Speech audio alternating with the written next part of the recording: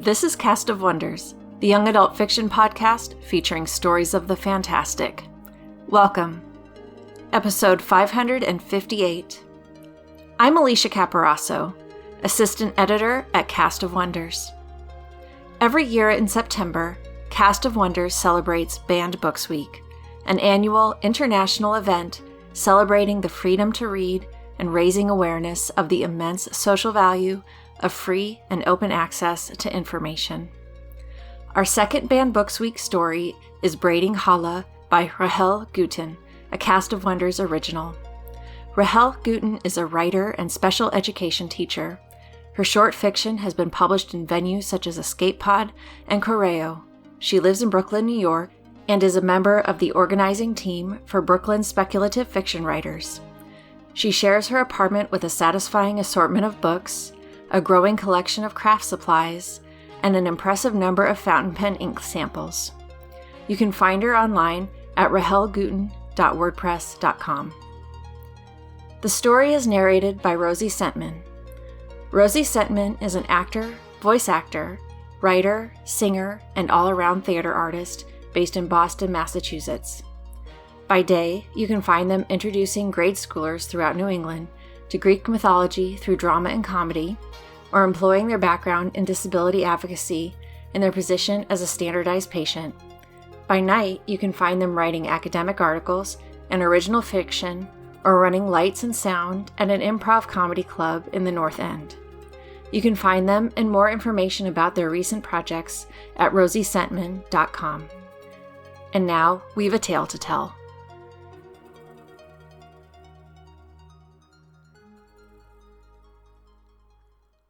Braiding Challah by Rahel Guten. Narrated by Rosie Sentman. When my family agreed to take in one of the refugees from Haven 3, I was excited.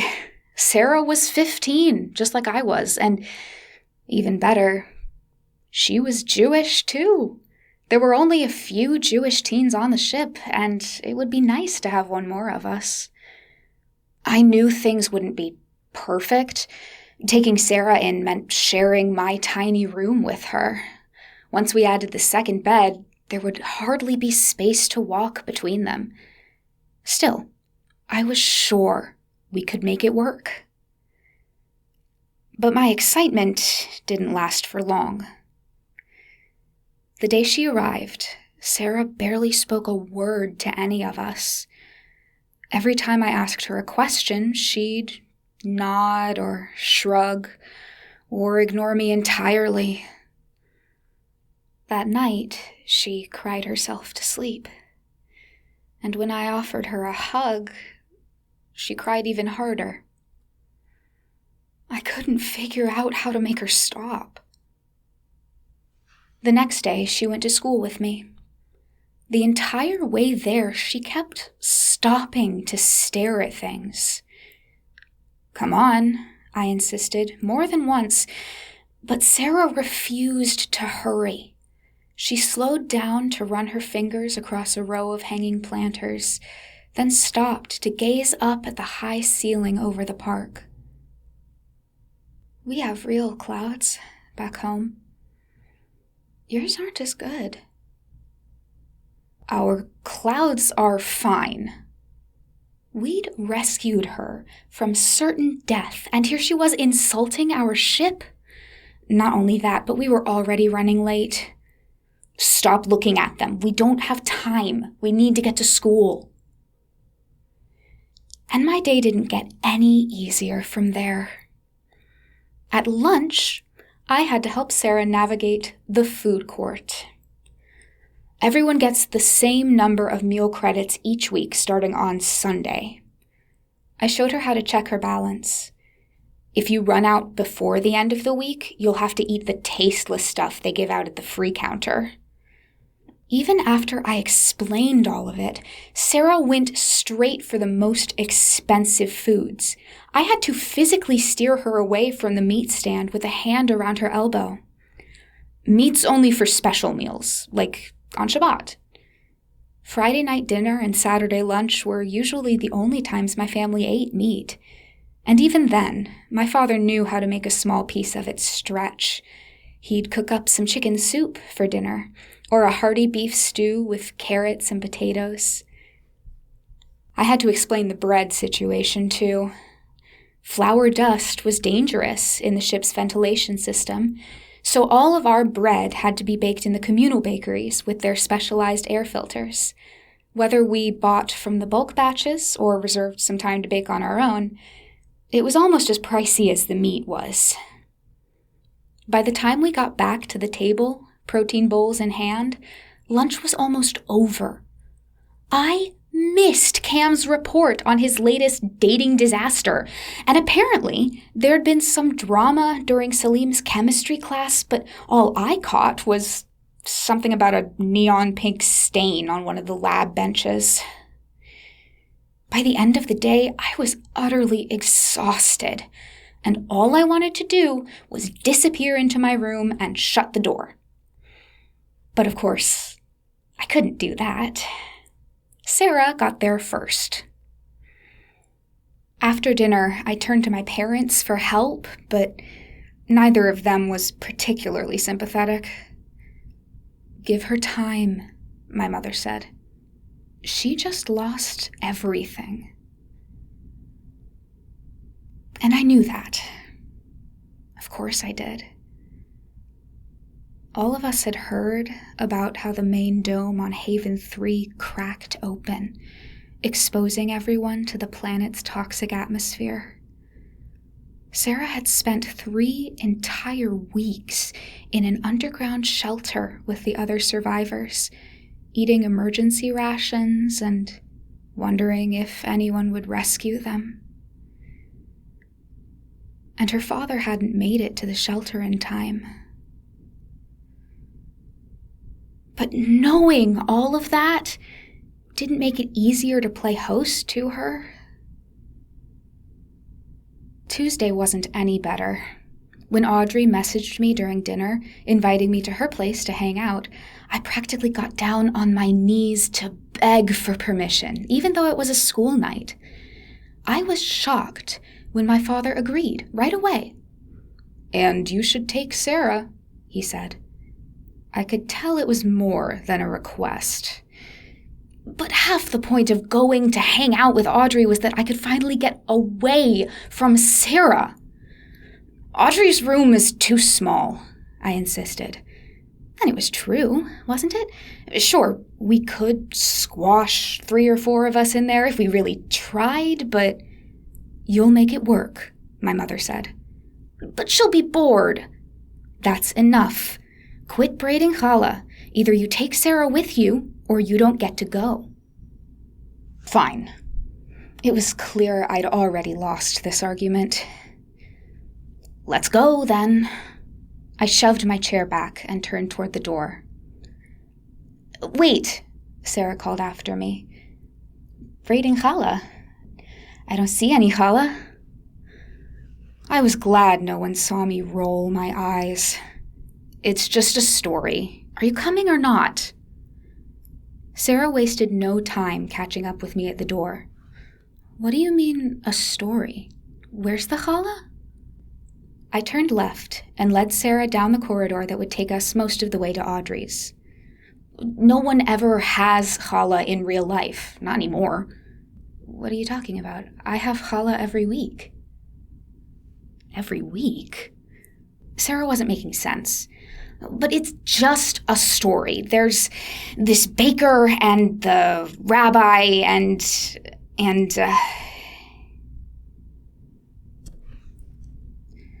That's not the right way to start a story." "Excuse me? If you're gonna tell me a story, you should tell it properly." I was so startled by her demand that I nearly walked into a wall screen. Sarah hadn't asked for a single thing since she arrived, not unless we prompted her, and now she was getting insistent over a story? But it was going to take us at least 10 minutes to get to Audrey's. Maybe telling a story would keep Sarah moving, so it didn't take even longer. Besides, I'd heard Rabbi Geselowitz tell this one so many times I could practically recite it in my sleep. Fine. I stepped aside to let a wheelchair user pass us. I waved to them and to the curly-haired toddler perched on their lap before I started. In the days when people lived on Earth and knew how to care for our planet, a baker worked hard to make bread for his community. Every Thursday night, he would stay up late, baking enough bread to sell 2 loaves to each family for Shabbat. And every Saturday morning, he would come to the synagogue for services. But he was always so tired he'd fall asleep partway through. "Wait," Sarah said. "I think I know this one. Was the rabbi talking about challah in his sermon?" It was the first time I'd heard Sarah get excited about anything, and I couldn't help but pick up a little of her enthusiasm for myself. "Yes, exactly. One Shabbat morning, the rabbi spoke about the special challah the Jews brought to the Holy Temple. They were instructed to make 12 loaves every week. 12 loaves of beautiful brown braided challah," Sarah chanted. That wasn't how Rabbi Geselowitz told the story, and the sing-song quality of Sarah's voice rubbed me the wrong way. "Just let me tell it, would you?" But I might as well have been talking to a bulkhead because Sarah kept going. "So he thought he needed to bake 12 loaves of challah for God, and he did. And when he was done, he put them in the holiest place he could think of, the ark where the community kept their Torah scrolls." "But what does that have to do with what your mom said about braiding challah?" "Well, maybe if you'd let me get to that part." Even if Sarah knew how the story started, she'd clearly forgotten the ending. Sarah let out an irritated huff, but at least she let me continue the story. "So the next Thursday night, instead of baking his usual bread, the bakers spent hours and hours making this challah, kneading the dough and shaping it, and finally, just as the sun was rising, he slid the loaves into his ovens to bake." Hours and hours? Challah doesn't take that long to make. "Oh, but the story says," "You're telling it wrong. Challah's made like any other bread, and braiding it only takes a few minutes extra." "It takes hours," I insisted. "It doesn't. I make it every single week." And here we were again, with Sarah going on and on about how challah was real when none of us had made it for generations. "You're lying. Every week with my father." Her voice caught, and I could tell she was about to cry. Hoping to distract her, I scrambled to tell the next part of the story. So, anyway, he brought the challah to the synagogue early Friday morning, he opened the ark, and he laid the loaves out inside it. Later that day, another man came into the synagogue. This time it was the man who cleaned it. And this cleaner, he had a large family back home, and they never quite had enough to eat. So every Friday, when he came to clean, he prayed to God for help. And this Friday, he opened the ark, and there was the challah. At least she'd stopped crying, I tried to tell myself. But I had to struggle not to grimace at yet another interruption. "Yes, exactly. So he thanked God for this miracle, and he took the challah home, and he was able to feed his entire family." If Sarah knew this story, why was I even telling it? "So this went on for weeks, every single Friday.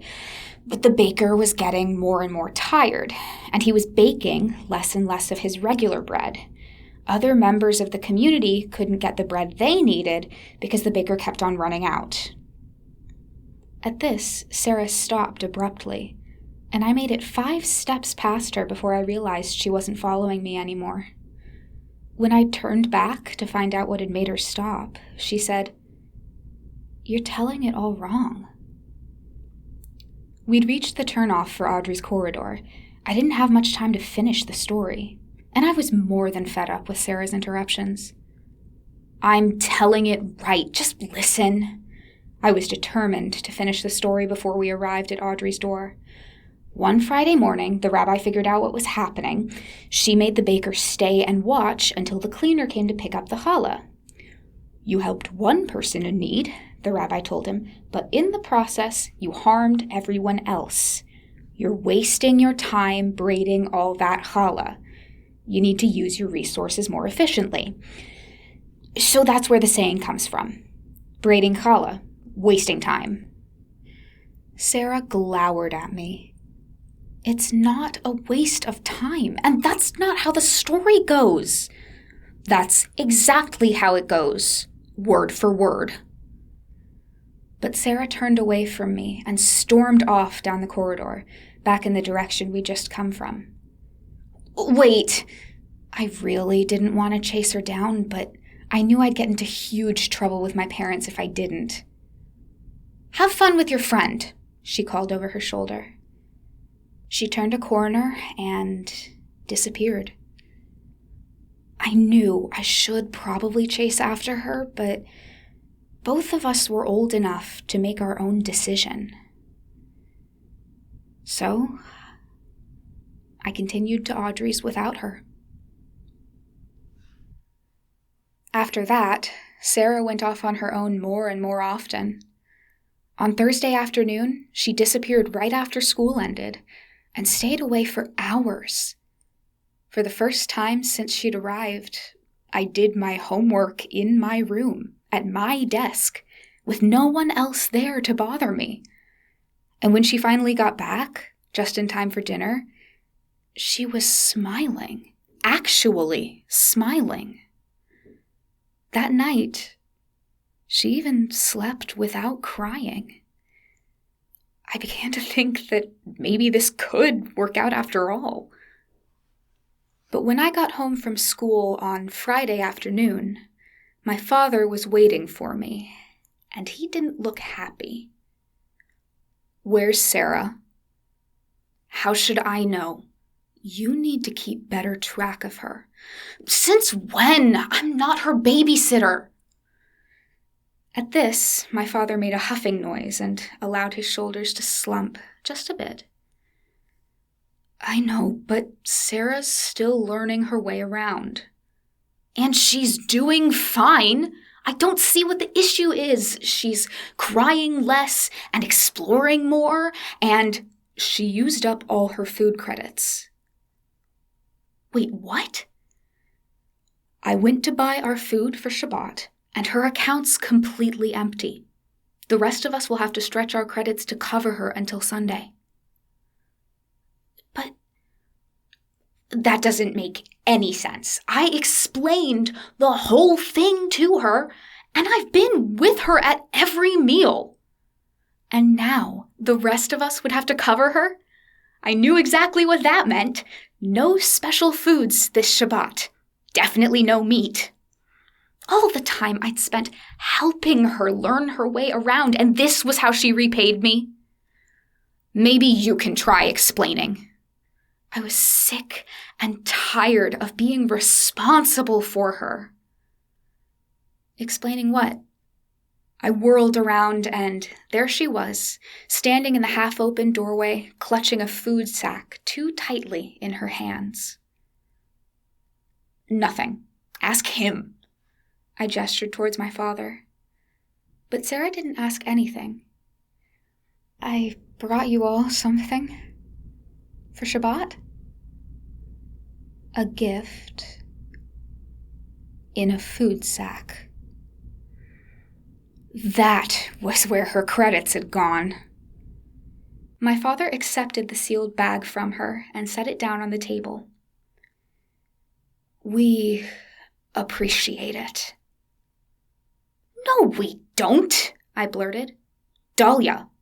I whirled back around to face my father. "No, you can't tell me to keep a closer eye on Sarah's food credits and then go and thank her for spending them on something frivolous." "Frivolous? It isn't frivolous. It's challah." Oh. This was because I'd shared that story about the challah. I told you it was a waste. You're like the baker, making your special fancy bread and sacrificing all our other Shabbat foods just to indulge in this one minor thing. It's challah. How can any of you have a Shabbat meal without it? Thanks to you, we can't have a Shabbat meal at all. You ruined it, just like always. I wish you'd never come to live with us. Dahlia, stop. That's enough. But it was too late. Sarah pressed her hand to her mouth and fled into my bedroom. Before the door closed, I thought I heard a muffled sob. My father immediately pointed to my door. You need to go in there right now and apologize. I don't care how much credit she wasted. I don't even care what's in that bag. She was trying to do something special for all of us, and she doesn't know the rules yet. Tell her you appreciate this whatever this is inside here. He unsealed the bag and tilted it until 2 small loaves tumbled out onto the table. Their bumpy surface gleamed golden brown beneath the kitchen lights, and the warm aroma of fresh-baked bread spread through the apartment. 12 loaves of beautiful brown braided challah. The line from Sarah's version of the story echoed in my head. And Sarah was like the baker who tried so hard to do what was right but missed the mark by light years. So I made a huge show of rolling my eyes, but ultimately I went to talk to her. When I tucked the door open, I found her scrunched up in the far corner of her bed, knees hugged tight to her chest as she whimpered. At the sound of the door, she glanced up. Are you here to yell at me some more? Her voice was rough and nasal. No. Yes, Sarah had messed up, and yes, I was still angry at her. But over the past few weeks, she'd lost everything. All she had left were memories and stories. I sat myself down on the edge of my bed, barely a meter away from her. I leaned forward and rested my elbows on my knees. There was nothing I could do to bring back Sarah's home, but maybe I could give her space to share a little bit more of her community's traditions. So how does your version go? She blinked at me, clearly confused.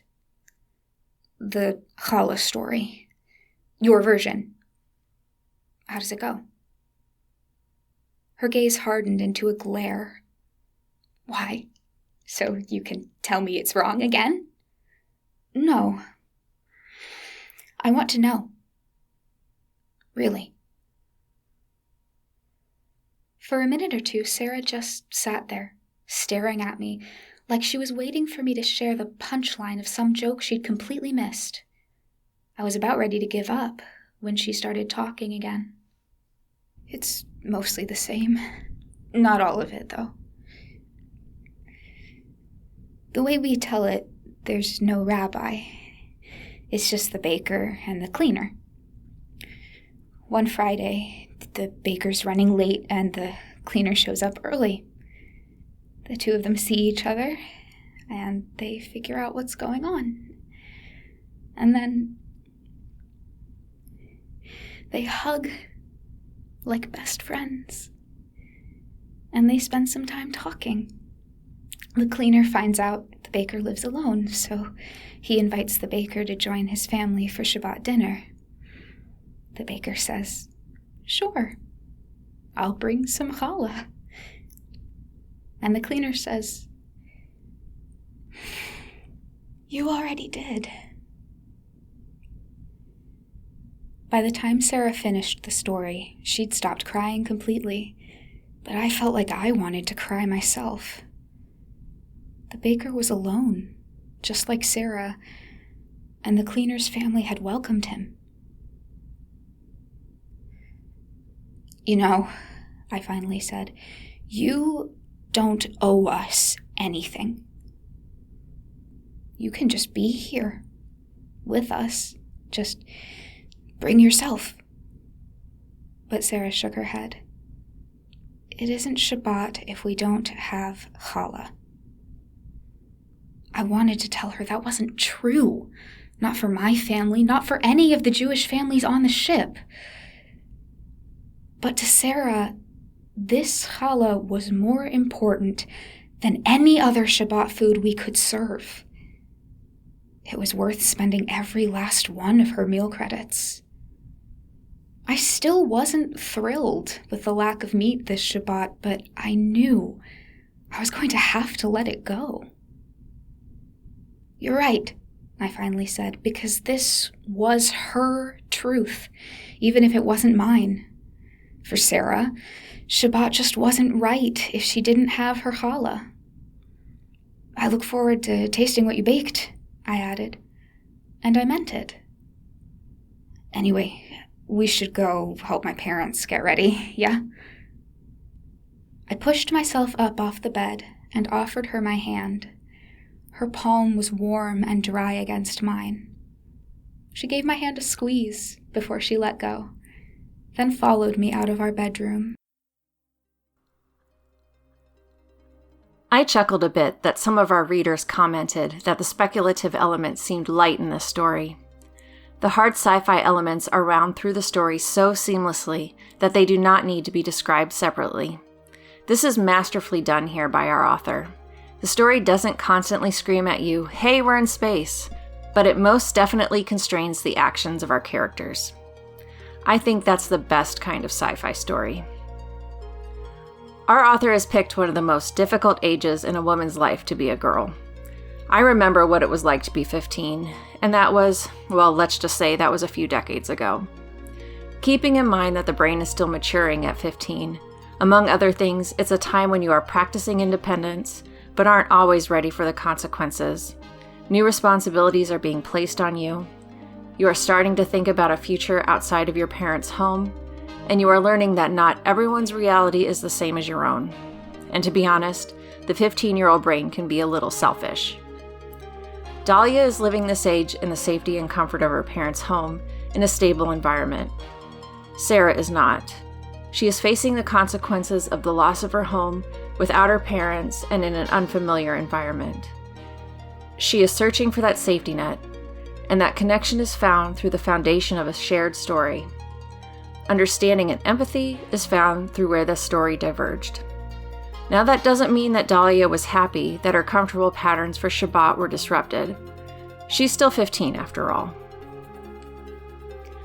Join us again soon for our final Banned Books Week story. We love bringing you the best audio fiction week after week, but we can't do it without your support. Your donations pay our authors, our narrators, our servers, and our staff. Please consider supporting us with a monthly donation through either PayPal or Patreon. You can also review us on Apple Podcasts, request us on Spotify, and consider the stories we publish for award consideration. There are lots of ways you can help. Join the discussion on the EA Forum, forum.escapeartist.net, or EA Discord. Visit us on the former Twitter @Cast of Wonders. Come say hello. Cast of Wonders is brought to you by editor Catherine Inskip, assistant editors Cup Cobb and Alicia Caparasso, associate editors Tanya Adelit, Amy Brennan, Sumto Haysway, Amanda Kong, Ray O, Simon Pan, Samuel Poots, Emma Smales, Denise Sudell, and Rin Yi, editorial assistant Amy Brennan, community manager Denise Sudell, and our audio producer Jeremy Carter. Cast of Wonders is part of the Escape Artist Foundation, a 501c3 nonprofit, and this episode is distributed under the Creative Commons Attribution, Non-Commercial, No Derivatives 4.0 International License. That means you can download or listen to this episode on any device you like, but you can't change it or sell it. Our theme music is Appeal to Heavens by Alexia Nav, available from Promo DJ or his Facebook page. Thank you for listening.